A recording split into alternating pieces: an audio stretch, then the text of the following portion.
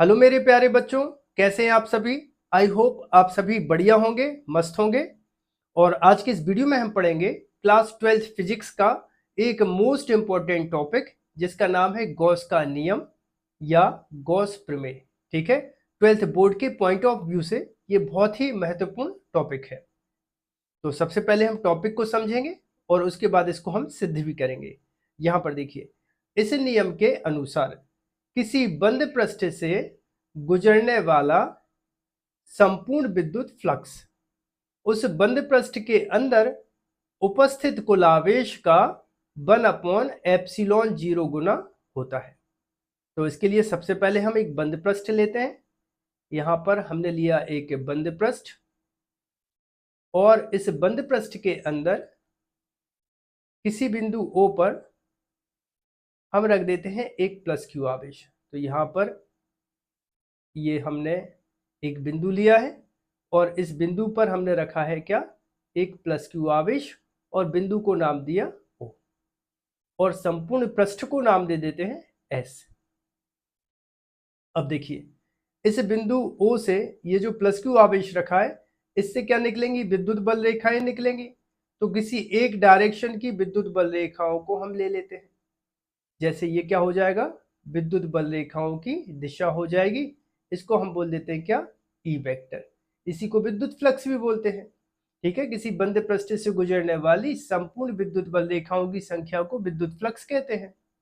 तो किसी एक डायरेक्शन की हमने विद्युत बल रेखाएं या विद्युत क्षेत्र या फ्लक्स बोल सकते हैं ले लिया। इसके बाद क्या करना है, इस पूरे पृष्ठ का एक हमें अल्प पृष्ठ लेना है। जैसे ये छोटा सा एक पृष्ठ हमने इसका ले लिया, इस गोल एक एस का एक छोटा पृष्ठ लिया, तो इसको पृष्ठ को हम नाम दे देते हैं क्या, डी एस वेक्टर, क्योंकि ये सदिश राशि होती है। तो इस छोटे से पृष्ठ को डायरेक्शन दे देते हैं ये। बात समझ रहे हो, ये छोटा सा जो पृष्ठ है इसको अपन ने ये डायरेक्शन दे दी। अब देखो, ये वाला तीर और ये वाला तीर एक ही डायरेक्शन में है ना, तो यहाँ पे थीटा इक्वल कितना हो जाएगा, यहाँ पे थीटा इक्वल हो जाएगा 0 डिग्री। अब वापस नियम समझते हैं अपन एक बार। अपन ने लिखा है किसी बंद पृष्ठ से गुजरने वाला संपूर्ण विद्युत फ्लक्स।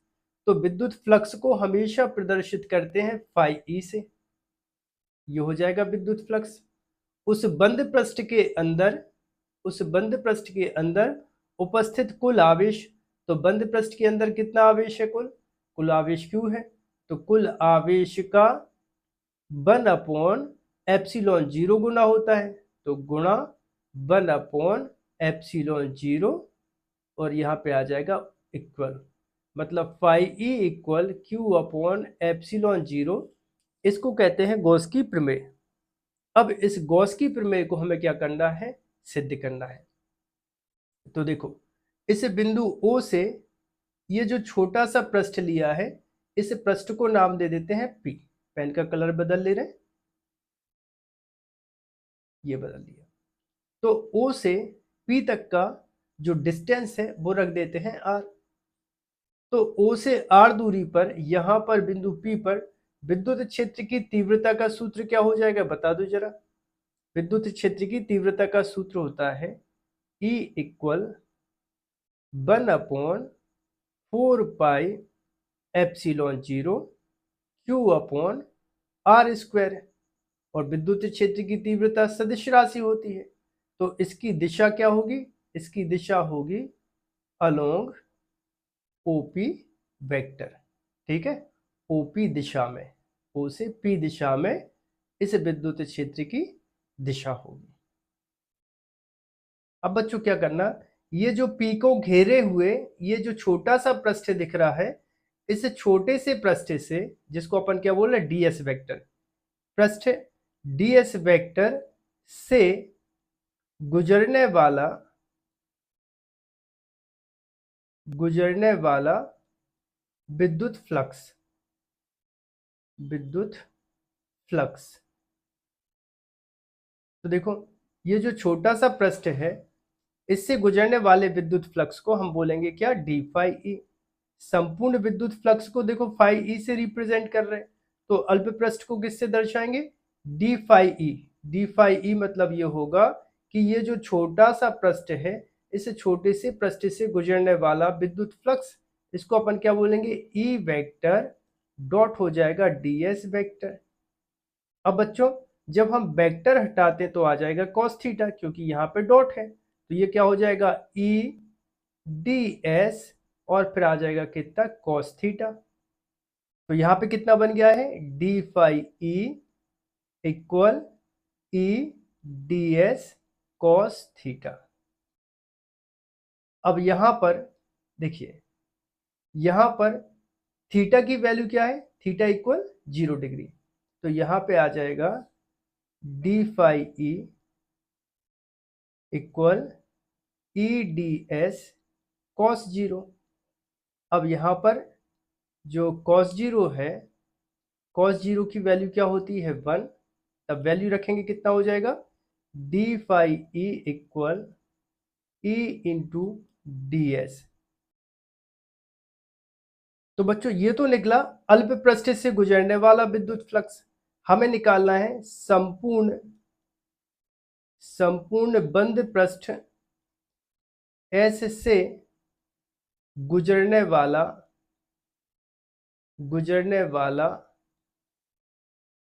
विद्युत फ्लक्स।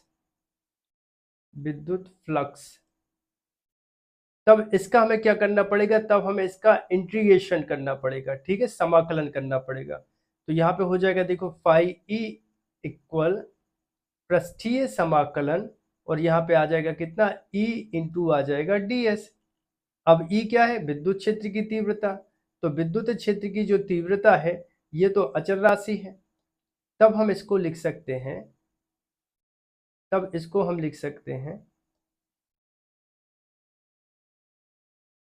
पाई ई इक्वल विद्युत क्षेत्र की तीव्रता अचर राशि, तो इसको इंटीग्रेशन के साइन के बाहर कर दिया, यहाँ पे बचेगा इंटीग्रेशन और ये बचेगा कितना ds।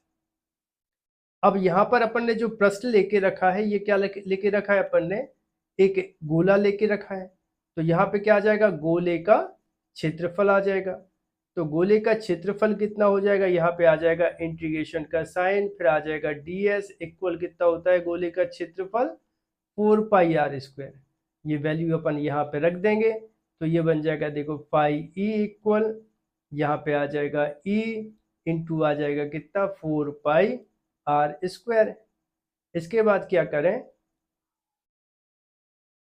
ई का मान रख देते हैं अपन, ई का मान रखने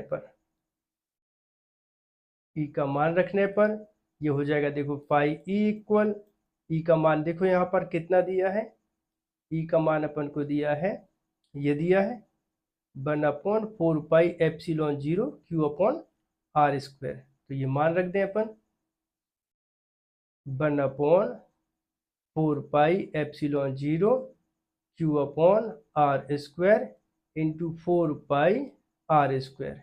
अब यहाँ देखो आर स्क्वायर से आर स्क्वायर कैंसिल हो जाएगा, 4 पाई से 4 पाई कैंसिल हो जाएगा, तो यहाँ पर कितना बचेगा pi E equal Q upon epsilon 0।